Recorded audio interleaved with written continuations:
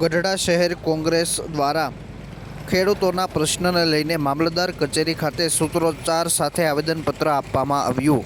બોટાદ જિલ્લાના ગઢડા તાલુકા ખેડૂતોને દરરોજ ભોગવવી પડતી મુશ્કેલીને ધ્યાનમાં રાખીને ગઢડા કોંગ્રેસ દ્વારા મામલતદારશ્રીને વિગતવાર આવેદનપત્ર આપી રજૂઆત કરવામાં આવી હતી। ખેડૂતોને પડતી મુશ્કેલીને લઈને કોંગ્રેસ કાર્યકર્તાઓ, આગેવાનો, હોદ્દેદારો ઉપસ્થિત રહ્યા હતા અને ગઢડા મામલતદાર કચેરી ખાતે આવેદનપત્ર આપી રજૂઆત કરવામાં આવી હતી।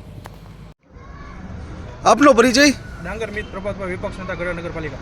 મિતભાઈ, આજે કે ખેડૂતના પ્રશ્નને લઈને મામલતદારને આવેદનપત્ર આપવામાં આવ્યું છે, શું છે તેની વિગત?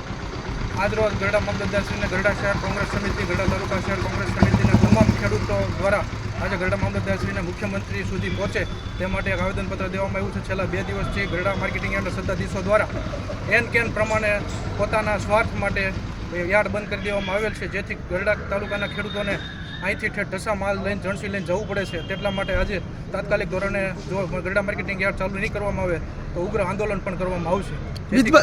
મિતભાઈ, ગઢડા માર્કેટિંગ યાર્ડ બંધ છે છેલ્લા 3 દિવસથી, તો કયા કારણે બંધ છે?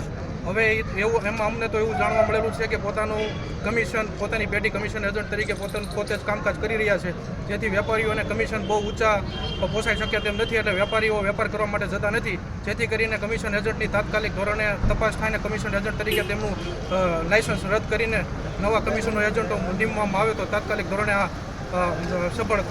કાર્યક્રમ સફળ થઈ શકે છે। ખેડૂતોના માટે તમામ ખેડૂતો અહીંયા માલ જણસી ખુલ્લો વેચી શકે એમ છે।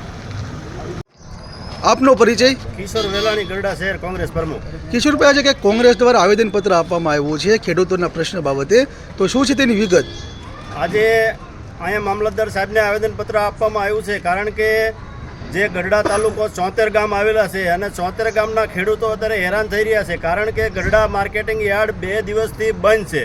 તો અમારે અહીંયા કોંગ્રેસના કાર્યકરો તમામ ભેગા મળી અને અહીંયા મામલતદારને આવેદનપત્ર આપ્યું છે કે આ યાર્ડ ઝડપથી તાત્કાલિક ચાલુ કરવામાં આવે, જેથી કરીને ખેડૂતો હેરાન ન થાય।